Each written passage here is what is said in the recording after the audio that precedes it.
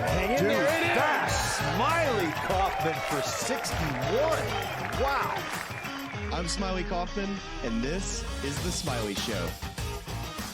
Welcome back to another episode of The Smylie Show. I'm still locked away in my in-laws' basement bar here in the Lehigh Valley, Pennsylvania. I am Charlie Hume. He's, of course, Smylie Kaufman, back at home, and we're ready to rip into the PGA Tour FedEx Cup playoffs.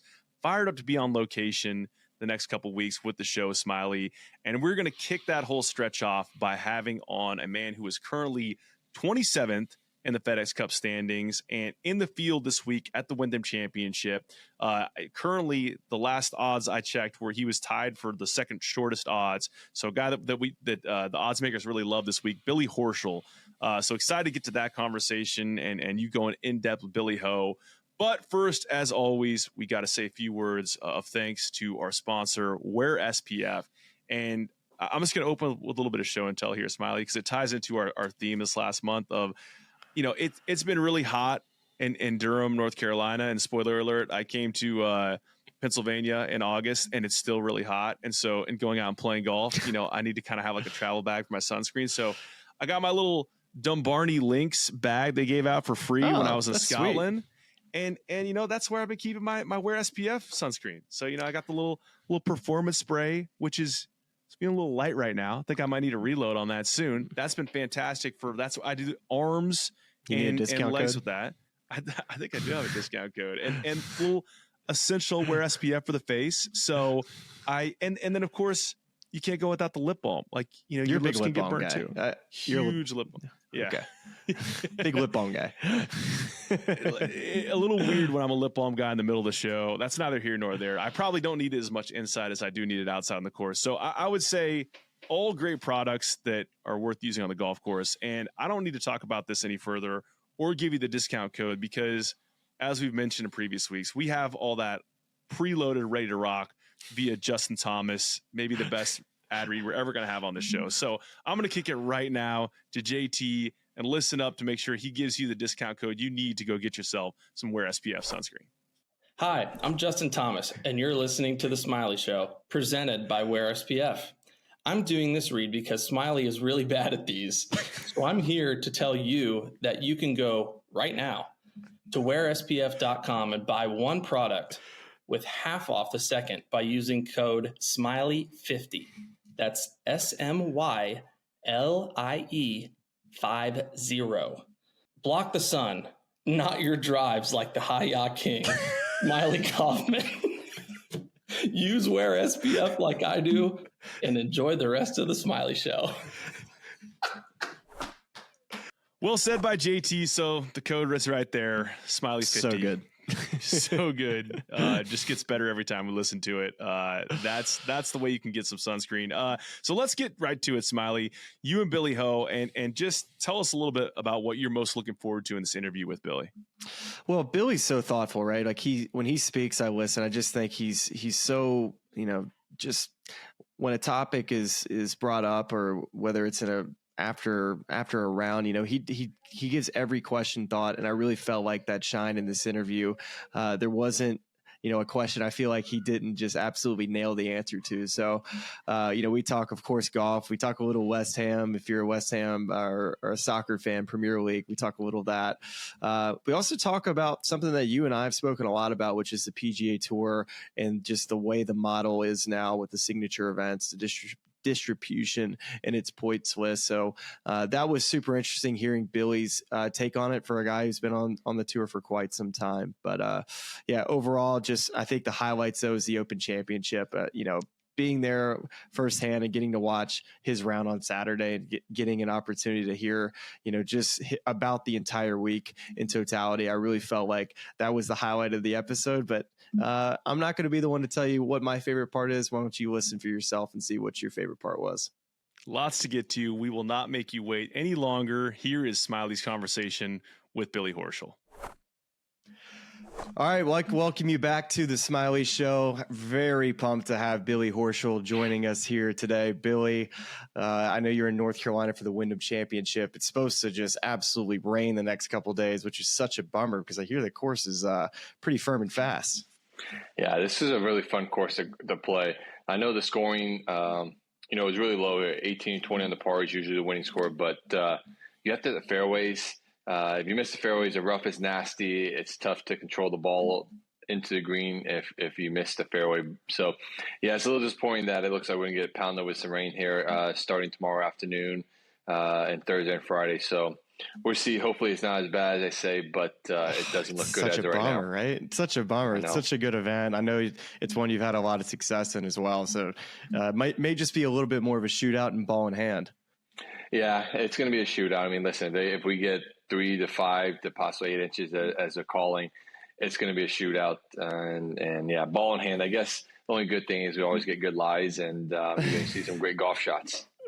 Well, we're definitely going to be watching. We're going to be tuning into Billy Horschel making a bunch of birdies in North Carolina.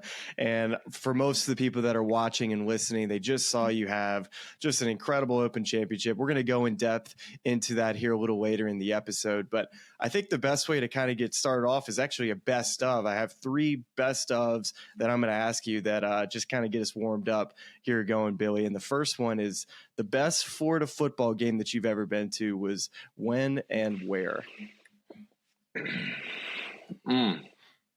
Well, it's going to be in Gainesville. The Swamp's an unbelievable place. I thought you might just say, that time I went to Death Valley, I thought there's a chance you might go there, but no. I haven't. It's one thing I want to do. I haven't been to any other stadium in the SEC. So, really? Yeah, I haven't. I just haven't made a concerted effort to get it done. But I think here we're starting doing the next couple of years. My kids are into it, and especially my little boy, he loves it. So we're trying to go to some away games. I would say the loudest the Swamp ever was 2006 against South Carolina. We had blocked a last-minute field goal.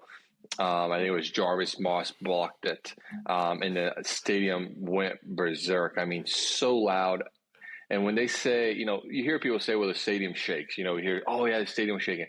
I can guarantee you the Swamp was literally shaking. I mean, where we were standing, you could feel like the Swamp was shaking. So that's one of the best ones. I would say the best game I probably went to, Auburn came to town. This was 2019.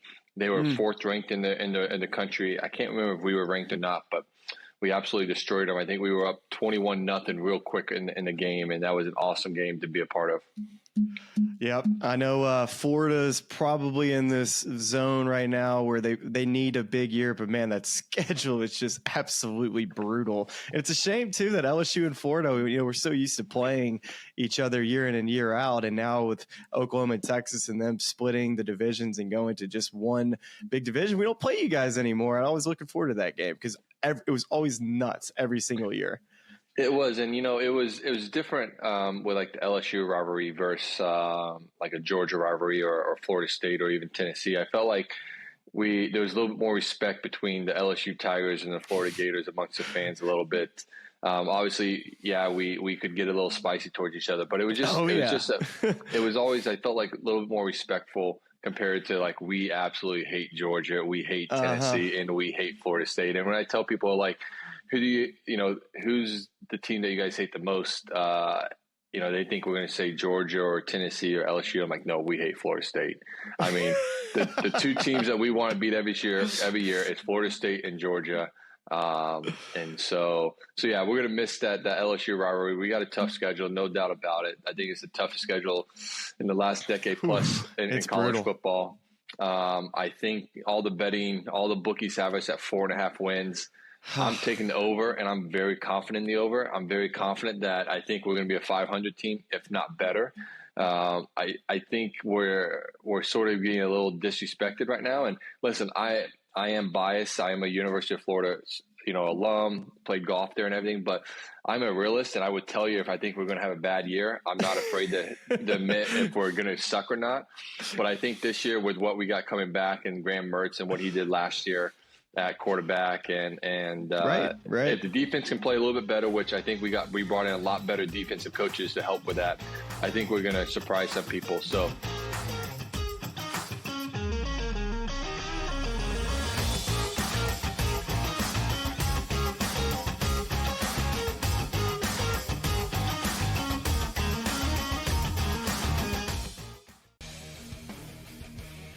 hopefully they learned their lesson. Hey, this ain't the NBA, bro. You don't have 6 fouls, and they will check you on this stuff.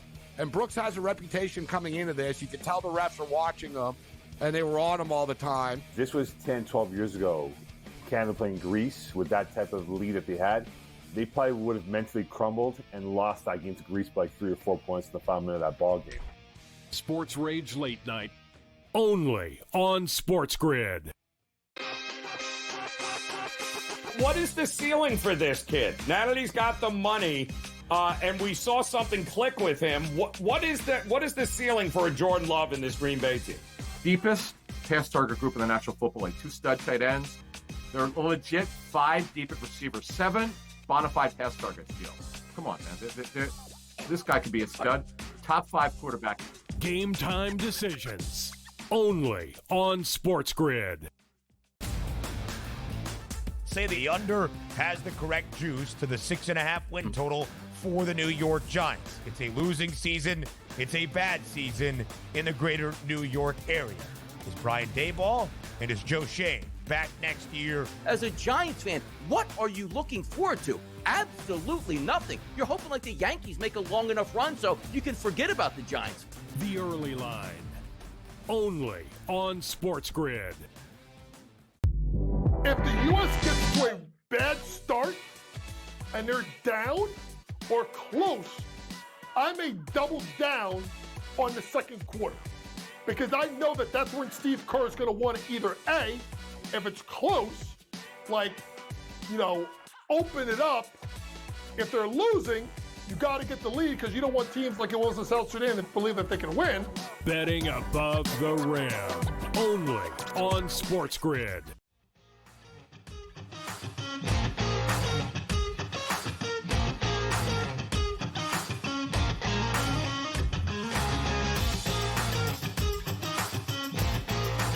It's August when we're all talking about the 4-letter word, which is hope. It's the hope that maybe this is the year that that all the experts are wrong and that your team goes out and has a big year. So now that we don't play you guys, best of luck. I'm so used to just Florida and us had the best rivalry, so look forward to seeing how Billy Napier and the team do. So it's just right around the corner. And 2 more best of I got for you, Billy.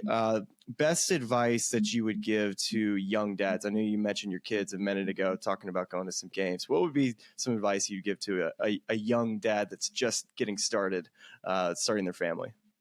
Oh, man, you can give a ton of advice. I think obviously just be really supportive of your kids, supportive of what they want to do, but also let them figure things out. Let them, if things get hard for them, they have to figure out how to deal with that, how they're going to overcome that, how they're going to get through that hard times. I mean, it's easy for us as adults to sort of show them the way and make things that are hard for them easier. But I think that doesn't help them later in life. So I think for me, it's being very supportive of my kids and letting them figure out how to get through some hard times, but at the same time giving them support to be successful in whatever endeavor they get into. That kind of leads me right into my last best of question. It's the advice that you would give to a junior golfer, and that because you got to figure it out at some point in this game, and you never really figure it out whether you're an 8-time PGA Tour like Billy Horschel or 1-time winner like myself, or a junior golfer who's got all the information in the world and they watch these best players on TV, and it's tough because there is more information out there now from coaches and what they see on TV. What advice would you give a junior golfer coming up right now? Well, there's 2 pieces of advice I would give to junior golfers. I think the first one is that they have an excellent opportunity to network with individuals in the business world by playing in these junior AMs that they play in the AJGA, by playing the AM-AMs that they play in college, and then if they decide to turn pro, playing in pro-AMs. Make sure that these people that you play with, you create a relationship with, because you never know at some point in life how they can influence your path in this world, whether it be sponsoring you some way as a professional golfer or if golf doesn't ultimately come to fruition, reaching out to these people that you've had a relationship with, they can open up a door to a new path in life, and that being the business world in some areas that you have an interest in. So making sure that you treat people the right way, making sure that you network and you create these relationships of successful business men and women that you come across is vital to having giving yourself the best opportunity to succeed in this world. Now, when it comes to golf, I would say work hard. Work hard, work hard, work hard. You cannot work hard enough. I don't care what anyone says. If you think you're working hard, I guarantee you there's a whole bunch of there's more players, there's other men, other women that are working harder than you. I know it's a tough thing to do, and it takes a lot of sacrifice and it takes a lot of time. Golf is probably the one sport compared to other sport that takes more time than any others because of the amount of time you have to spend on each aspect of the game and everything. But to give yourself the best chance of succeeding, make sure you're working as hard as you possibly can, and you're flipping over every stone possible. You're not leaving any stone left unturned, because at the end of the day, whether you make it or you don't make it, you want to be able to look in the mirror and say, hey, listen, I gave it everything that I possibly could, and I can hold my head up high that I did everything I could to be successful, whether it worked out or it didn't work out. And the answer sometimes is always in the dirt and really good hard work. And Billy, actually, you turn pro in 2009, you get your card in 10 through Q School. And I met you in 2015, kind of in the fall when I'm coming out. So I've had a chance to kind of observe you and kind of your work ethic, what you do in the gym, how hard you work on the golf course, your preparation. From my lens, at least, is I think that you're one of the hardest workers on the tour. I'm sure that's something you pride yourself on as well. Was that something that came natural to you even in junior golf and when you turned pro, or did you learn that once you got out on tour, it's like, man, I got to keep working hard to stay out here for, you've been out there for however many years now. I can't even do the math, which is a great sign for somebody who's had a great career. Yeah, I've always been a hard worker. It was instilled in me by my parents. We are blue collar to the T. My parents, my dad worked construction for 50 years. My mom, I can never know exactly what she did, but she did some buying and selling for companies, and neither of my parents had a college degree. My mom actually went back when she was in the early 50s and got a degree. But the hard work portion has always been instilled in me. I mean, I got dropped off at the golf course during the summers at 7 a.m. and I got picked up 7 p.m. It's just the way it was. Wow. So I was always at the golf course, always worked hard. Like I said, I mean, I've worked many of the construction jobs with my dad, having to wake up at 4 o'clock in the morning, leave the house at 5, be on the job site at 6. Once sun's up, we're working from sun up to sundown. Did that several times as growing up for 7, 10 plus days. So working 12, 14, 15, 16 hours a day at a job site with my dad is nothing unusual, nothing that I'm used to that. And so I carried that into golf because I didn't want to go work construction. If I'm going to spend 16 hours doing something, I'd rather do it on the golf course instead of working at some job site, being a grunt guy. And so I've always had it. I love working the game. I love it. And I think when you love something, you're really passionate about it, you don't mind putting in the hours. Like, you enjoy it. And it's not always enjoyable, but for the most part, it is enjoyable because you're seeing, the benefits of getting better. You're seeing, the success of the hard work come to fruition at some point in time down that road. Yeah, I think if you ask Scotty Scheffler or Xander Schauffele about the money that they've made this year from how well they've played, I think their answer would be, I don't really care. Like, yeah, it's nice, but what we look to as athletes is to put a plan in place, go out, work your tail at it, and to be able to execute it throughout the week. And then at the end of the week, it's a bonus. It's like, great, this is the goal I set out, and I was able to stick to my plan and work harder than everybody else. And that is the fun of being a professional athlete.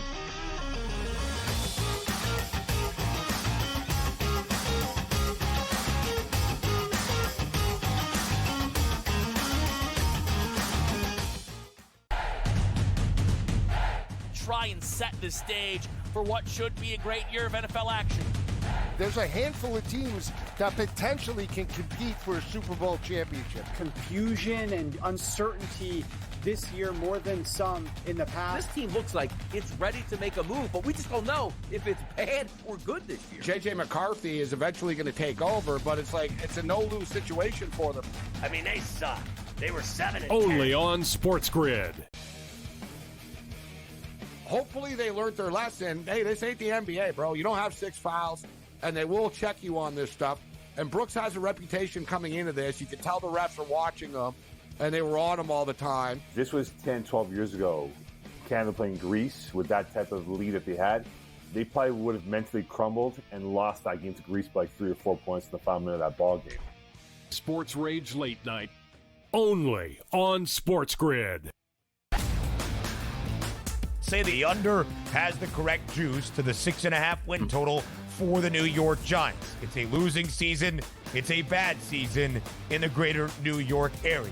Is Brian Daboll and is Joe Shane back next year? As a Giants fan, what are you looking forward to? Absolutely nothing. You're hoping like the Yankees make a long enough run so you can forget about the Giants. The Early Line. Only on SportsGrid. The bottom of this field is a bunch of guys, quite frankly, that aren't on the tour, aren't on the DP tour, aren't on the Korn Ferry tour. You know, the top 25 or so in this field, I mean, you've got Rory, you've got Lowry, you've got Scheffler, you know, all 4 Americans, Minwoo Lee and Jason Day. And you go to Mito Pereira and Joaquin Neiman out of Chile. So, you know, it really is pretty deep. In-game live, prime time, only on SportsGrid.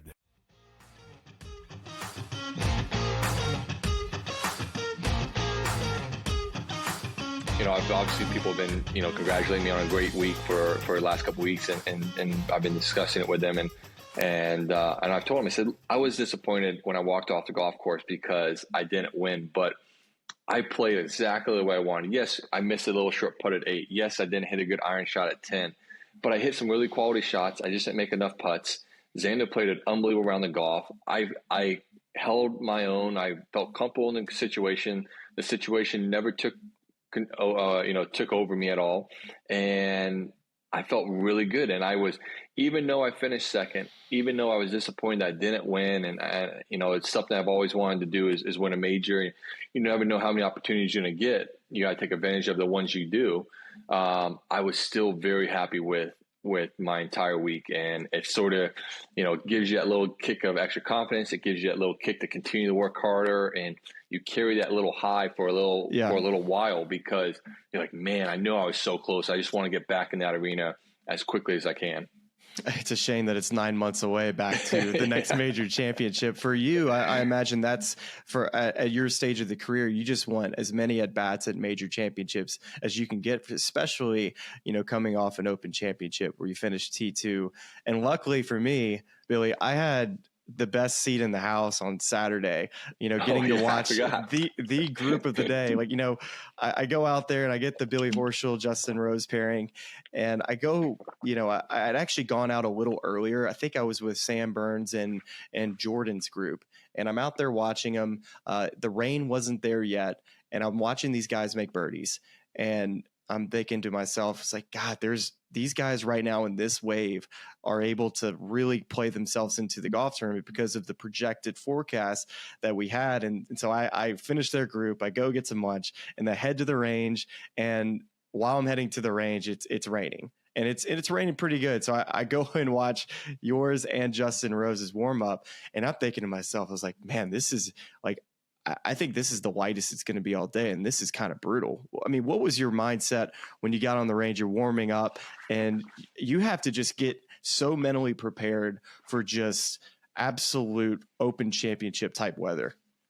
Yeah, listen, I think as any professional golfer, we don't mind playing in rain and the wind and the cold, like it's fine, but we want to warm up in good conditions. Yes. We don't want to warm up in the rain. Like it's like, if it's windy, it's cold, it's fine. But when it's rainy, it's just like, gosh, I mean, for me, I don't know what other guys like, but I don't swing the same when it's rainy. Like I'm just always like, it's little half swings, 3/4 swings. I'm not swinging full out because I want to control the golf ball. Mm-hmm. And so you're just warming up in the rain is just never fun. And so I knew it was going to be a brutal day of golf. I knew going out was going to be really tough because that wind was coming from the southwest. And I knew when we actually, never mind, it was coming from the northwest. So I knew going out, the wind was going to be down and it was going to be helping, and we got to take advantage of some of the holes early because I knew when we turned, it was supposed to pick up and get a little worse, and, we didn't know what to expect. And so, I went out and I got off to a really good start. I was 4 under, I think, after 7 holes or something like that. You birdied 5, which I felt like it was probably the easiest pen they had all week there, but still you and Justin both made 2s there. And that's when I was like, okay, this group's about to get it going here. Yeah. And so, it was tough. And then when we turned around, I think 10 wasn't that big of a deal because I hit driver, Rosie hit 3-wood, and the ball didn't go very far, number 10, but I didn't hit it full out. And so I was like, okay, no big deal. And I got to 11, and I was lucky enough on Tuesday. I teed off really early on Tuesday. I went off at 6:50, and I played the first 9 holes and no wind. And when I got to the backside, that north wind came in. So I had a really good 9 holes of prepping for, at least the wind and, the lines. And so I hit my tee shot at 11, and I pushed it a little bit, cut it a little bit more than I wanted. I thought, no big deal. I thought it was in the fairway. And then when I got up there, when I saw I was only 3 yards away from the gorse, and I was like, holy smokes. And I saw Rosie's, and he's hitting 2-iron in the green. And obviously I played it safe and just laid up with a 5-iron. I was like, wow. And then we get to number 13 and we hit that tee shot, and I was like, this is going to be some fun golf coming in. And listen, it was one heck of a day. And I think in those conditions, when you play an Open Championship, and I've been fortunate enough to play in the Dunhill the last 3 or 4 years and play at least one round like that every day, or at least one round every year in that tournament in conditions like that. So you understand after playing that what you can and can't do, physically, mentally, and everything. And know you just have to bunt the ball, keep the ball in play, not do anything stupid. You got to rely on your short game, make some putts, because it's going to be a tough day. You're going to be, bogeys are going to happen, and you're just really trying to limit the damage you can. And I did a really good job the entire day. The only thing I was frustrated with when I walked off that golf course was that I bogeyed 18 after being in the middle of the fairway. Yep. And so that was the only thing that I was disappointed with, but it was still a great round of golf in some really tough conditions.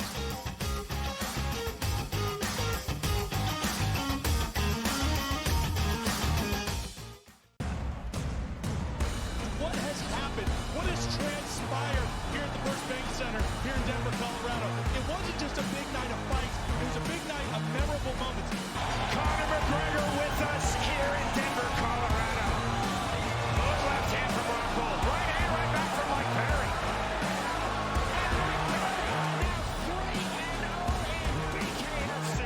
Could I get a face-off with Conor McGregor, man? It's an incredible setup here, incredible matchmaking, incredible storytelling. Oh, you had to come here. All these fighters that step in here are warriors, and all have my respect, and I'm into this game, yeah, we'll be into this, yeah. And we are live here in the Maverick Center here in Salt Lake City, Utah, folks. What a night. It is going to be historic indeed for BKFC 56. Whoever's the king of violence right here, this is going to be a great fight. Perry on the turn, getting forward. Right hand from Mike Perry, double jab. Who's the king of violence? I am! Combat fighting in its purest form, bare knuckle fighting in the City of Angels. 80 seconds remaining.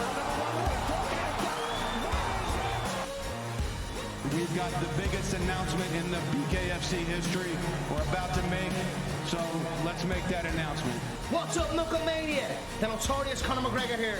Ladies and gentlemen, the huge announcement that I have for you today. Conor McGregor, myself, and McGregor Sports and Entertainment is now an owner of Bare Knuckle Fighting Championship. Welcome to the big leagues. David Feldman, baby, we did it. He's now an owner of BKFC with us, and we're going to take this motherfucking thing all the way to the top now.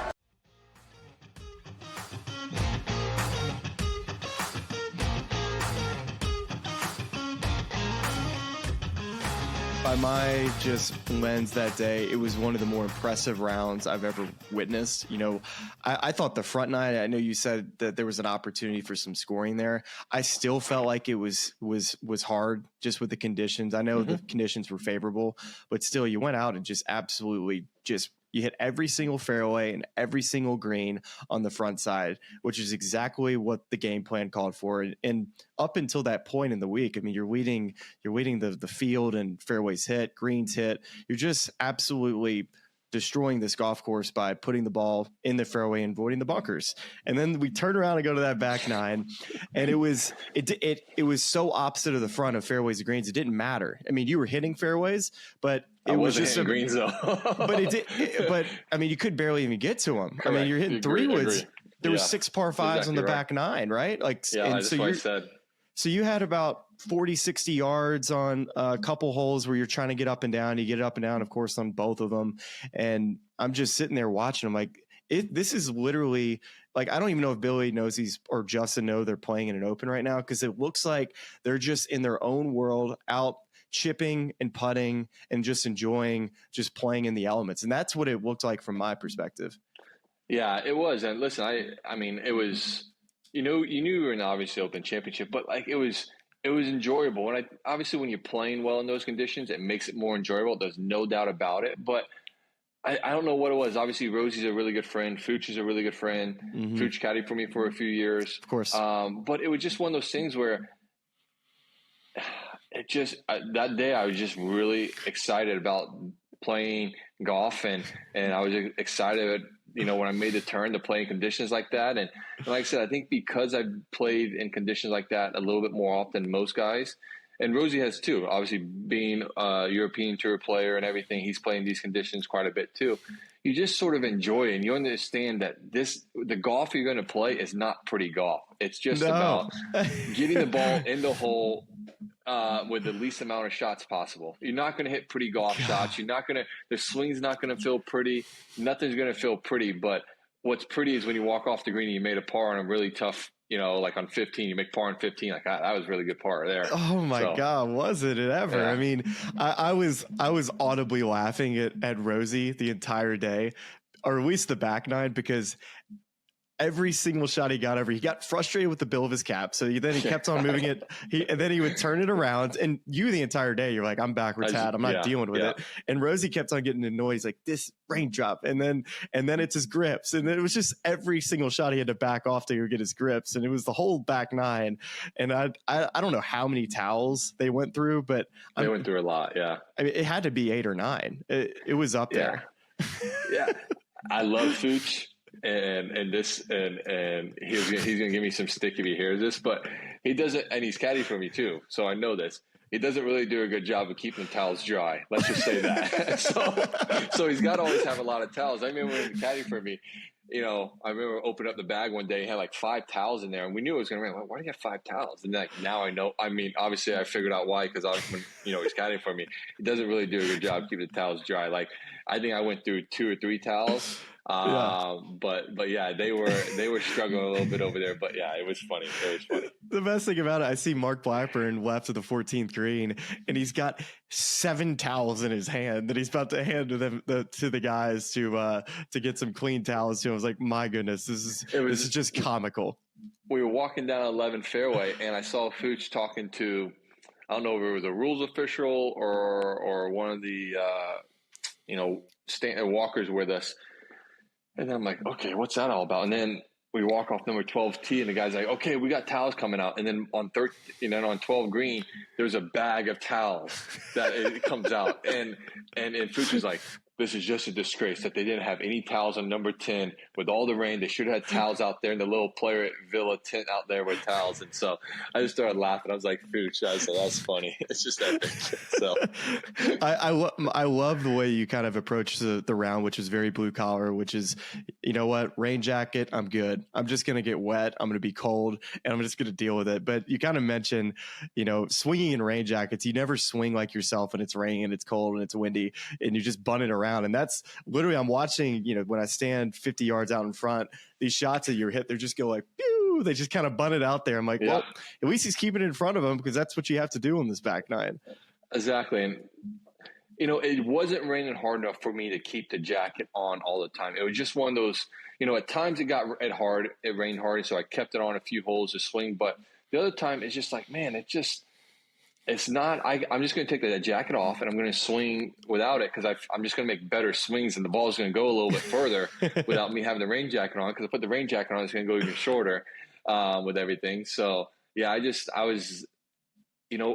got the idea because I've never seen a PGA Tour player do it, a male golfer do it. But I've got the idea because I watch enough golf.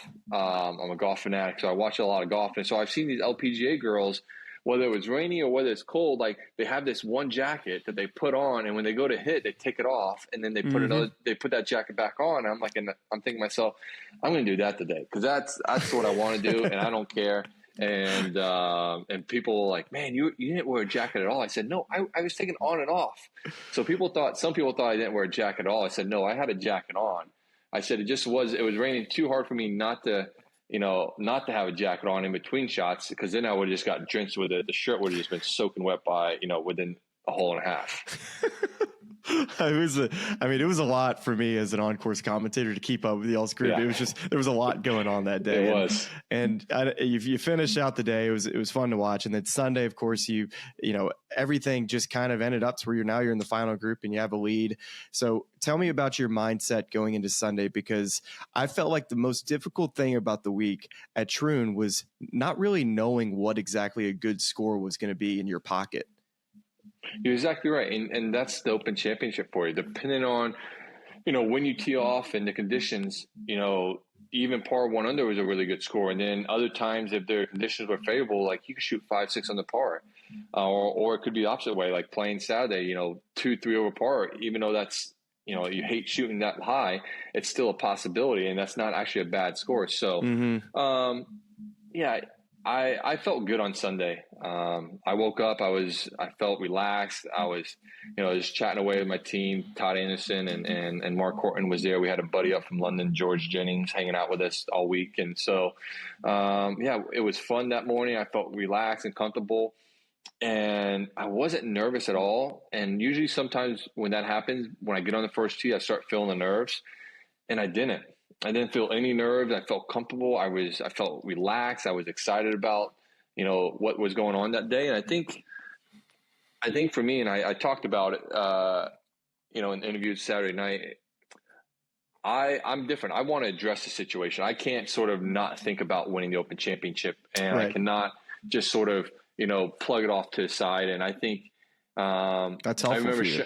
It's helpful for me. And I remember Shane Lowry talking about it, I think Saturday night, when he had the chance, when he was leading the Open Championship at Port Rush, he talked about, envisioning himself winning the Open Championship and just, what that would mean and feel like. And I think he talked about that with his team. And, I did something very similar to that. And a lot of times when I'm nervous, or at least in that stage when you're playing really well and you're up near your lead, the reason I'm nervous is because obviously I could play well, I could play bad, but I'm nervous because if I play bad, I'm worried that people who don't know me, who don't care about me, they're going to say that on social media, like, oh, you suck, whatever. We know social media. We all know social media.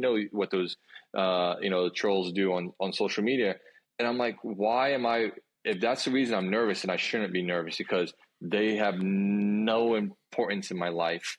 And they couldn't even come close to doing what I do on the golf course. So at that point, I was like, man, that's the only reason I'm nervous. I'm not worried about playing bad. I know I'm going to play well. And I know the people that care about me and love me, they're going to still care about me and love me. You know, whether I win this or not, it's not going to change anything.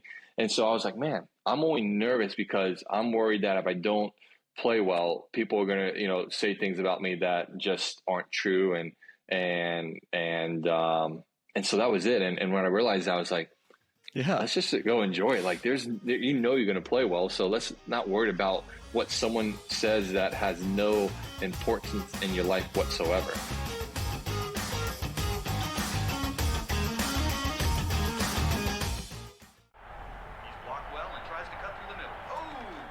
Your gut says Miami is going to win, and you should take the over. Your gut also said your NFT selfies would only go up in value. They didn't. But your head is on SportsGrid and knows the QB is in concussion protocol. The backup has a 45 QBR against the zone coverage. The New York D has the most sacks in the league. So yeah, trust your head. It's smarter to be on SportsGrid. There is going to be an energy to game time decisions that you will feel night in and night out. We're going to go through every single thing, and I've got a great team behind me that's going to help me get the job done. I want this to be the place that people come to. We are going to hit every single one of those markets that you need to know about. There is not going to be a better place, I promise you, than Game Time Decisions. We will have everything at our disposal, and we will use that to our advantage. I'm Kevin Walsh. Tune into Game Time Decisions from 6 to 8 p.m. Eastern on SportsGrid.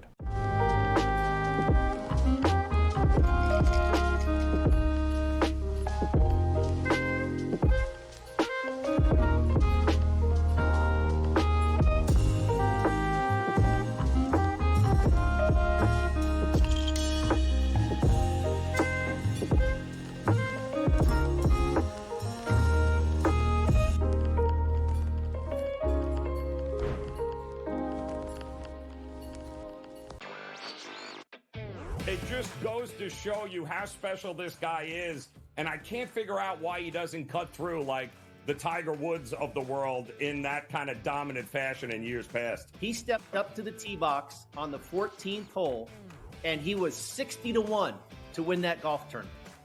You know, he was trailing by 6 shots, and he comes out on top. Newswire, only on SportsGrid.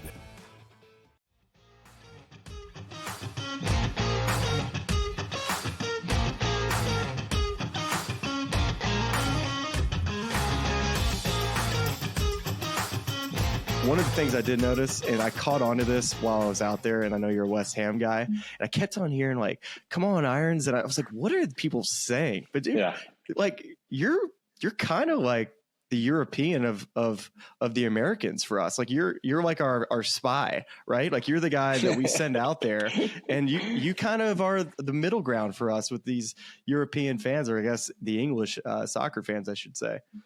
Yeah, I've got a very good relationship with the UK fans. They've been really great to me. You know, it started back in 2019 when I played Wentworth. I just enjoyed it over there a lot, and they embraced me. And then obviously a couple years later, I won the BMW PGA in 21. I rocked the West Ham bag at the Open Championship in 21 for the first time.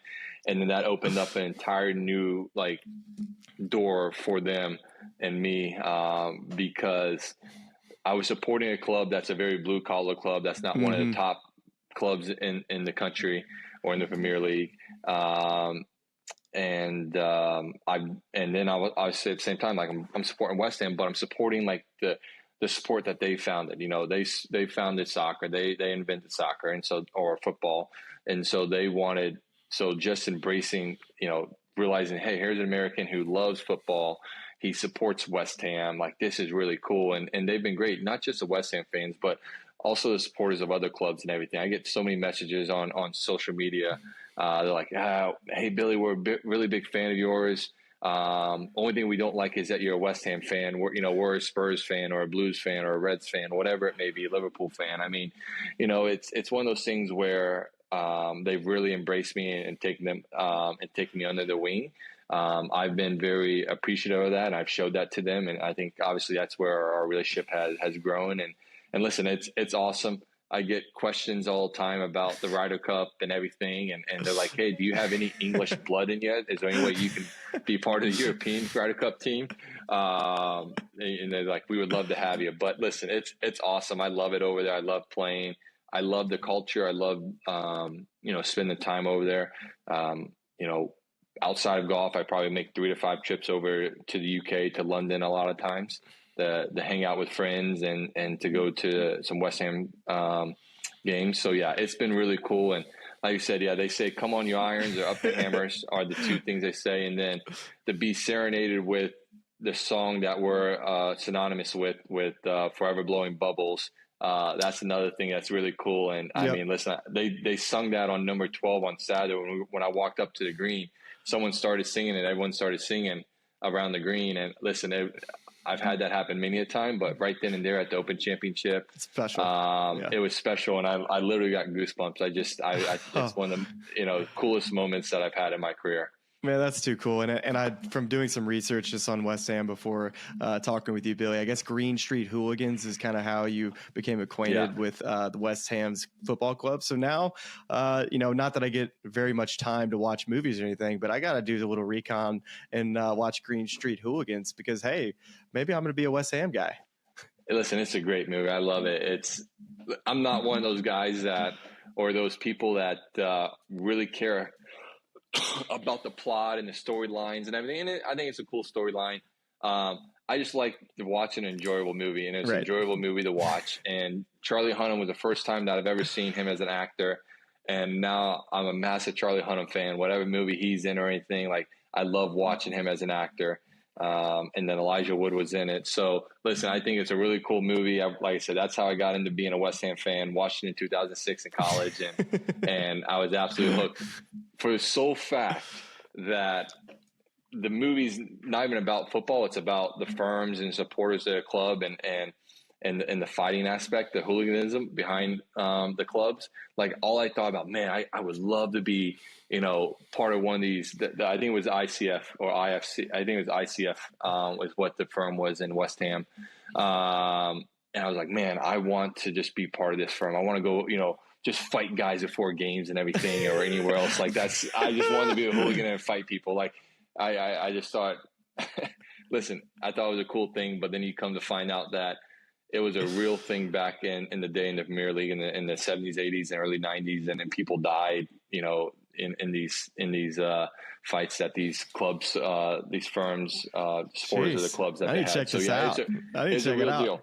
It's a real deal, and it's a real thing. So yeah, like I said, I love it. I'm happy to be part of the West Ham family. They've taken me in as their own, and it's just been really cool. Okay, who wins a trophy first, Florida football or West Ham in, let's say, the FA Cup, or maybe well, we were not. fortunate enough. We were good enough to win a Europa Conference League 2 years ago, which is another competition, but it's like the lowest of the 3 European competitions. Hey, it's a trophy. Like, who wins a trophy next? Is it who wins the trophy next? Is it SEC championship for Ford, or does West Ham find a trophy before Ford? I think the betting odds would probably say maybe. Gosh, I don't know. You tell me. I don't know what the betting odds would say. I would say right now with the group of players we've put together over the last couple months in the summer transfer window for West Ham, I would think that we have a good chance over the next couple of years of winning a trophy, whether it be FA, Caribou. I mean, Premier League's tough to win, but we can get ourselves back into the Europa League Cup competition. Yeah. You got champions, you got Europe, you got your Europa League, and you got Europa Conference. So I would think West Ham right now, with the group of squad we put together, I think the new manager was fortunate enough to be around the team this past week down in Tampa when they were playing some of their preseason stuff. I think his style of play and everything is going to be really entertaining for us. But I think West Ham has the better chance right now, just because you got new players coming in every couple of years at Florida. It's a college team. You get them for 2, 3, 4 years and they're gone, so it's tougher to predict. But I don't think Florida's too far behind. I think whether this year is going to be tough. Obviously, Graham Mertz is going to, I think, have a great year, but we've got a lot of great young talent in DJ Lagaway and some other players. He looks Trey good. Wilson. He looks good. Yeah. He's first guy off a bus quarterback type of guy. Exactly. And I think Billy Napier and his staff's putting together a really good recruiting class over this past year and in the couple of years to come. So, I mean, it's head-to-head, but I'm going to say West Ham probably gets it done because there's more opportunities to win a trophy than Florida. SEC's brutal too, so we'll have to see. It is. All right, I'm gonna keep my eye on that one. Let's hopefully then hopefully like we're not talking about this in 20 years now that we have exactly. You don't have a trophy, exactly.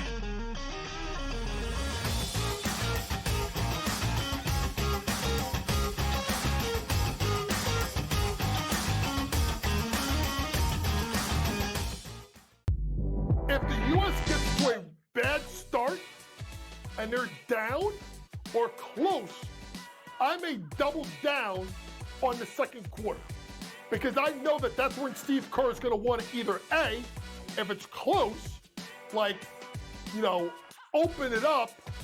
If they're losing, you got to get the lead because you don't want teams like it was in South Sudan that believe that they can win. Betting above the rim, only on SportsGrid.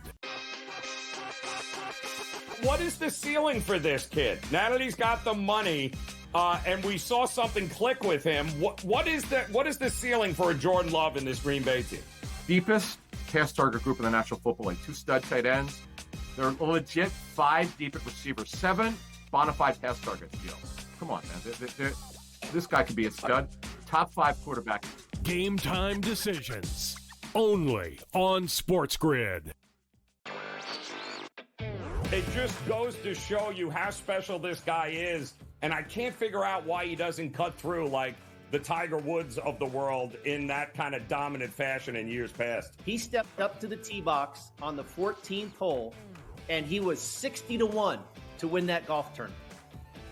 He was trailing by 6 shots, and he comes out on top. Newswire, only on SportsGrid.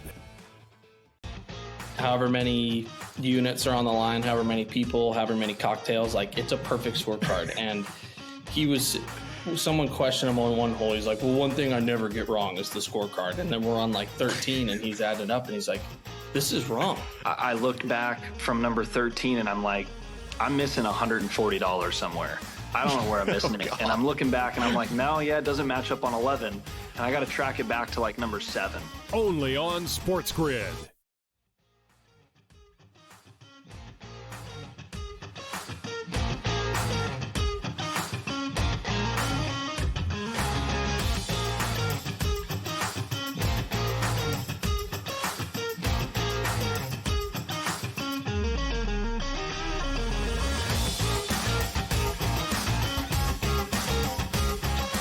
Well, as you mentioned on the front end of this, Smylie, really fun conversation with Billy, wide-ranging, definitely a thoughtful guy, and cool to hear his reflections on another. Yeah, give him the Gator chomp. I'll give him the chomp. I'll give him the chomp. Give him the. I mean, I can't believe I'm a Tottenham supporter, so it's hard to do this, but I'll give you little irons here.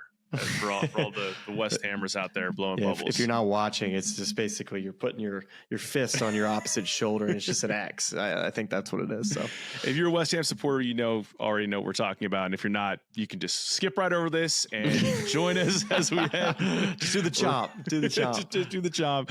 And head right in with us as we make our one and done picks for the Wyndham Championship this week, which leads me to my pick for the week. And we've said this a couple times, sometimes it's just an obvious pick, and it's the one that's right there at the top of the odds board, right at the top of the Data Golf predictive chart.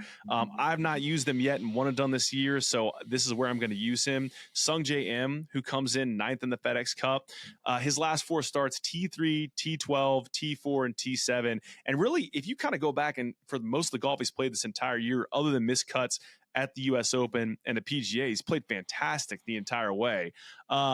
This is where I'm going to contradict myself a little bit because I just talked to you about how I love Davis Thompson at Pinehurst and on those Bermuda greens, and he had a miscut there. But I guess, we very recently detailed a 66 that was shot on a Donald Ross course in softer wet conditions, and this is the time of the year for scoring. So I'm just going to say here is that while Sungjae obviously did not play great at Pinehurst number 2, like this course being a lot softer after all this rain, I think maybe helps him out a little bit.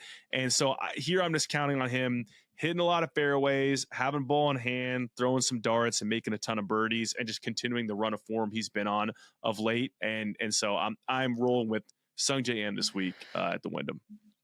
Part of me thinks that because of the conditions, it actually would make a better chance for maybe a long shot to win this week. But when I just look at just kind of how guys typically their state of mind and actually winning the golf tournament, I think you often see that guys that have nothing to lose, meaning like their job is secure, they don't have anything to worry about when it comes to the playoffs.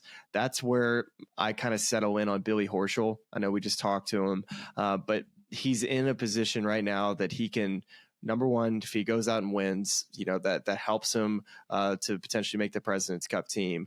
He's already inside the top 30, sitting at 27. He's had 6 top 11 since 2016 at the Wyndham. So it's a golf course he obviously likes and feels comfortable with.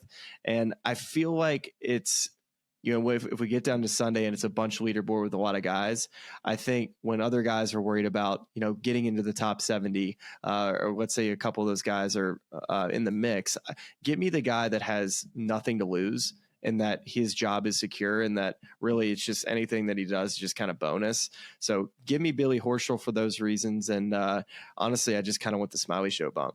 Is that too much to ask? It's never too much to ask. We got to keep the Smylie Show bump going. Would be great if we doubled up on the one and done here with a Smylie Show bump. So, I mean, that's best case scenario. I believe that is all we have for today's show, Smylie, unless you have any sort of final thoughts to the people. I think really what we got to tee up is the fact that you and I are going to be together in person for our next 3 weeks. We're going to have shows together.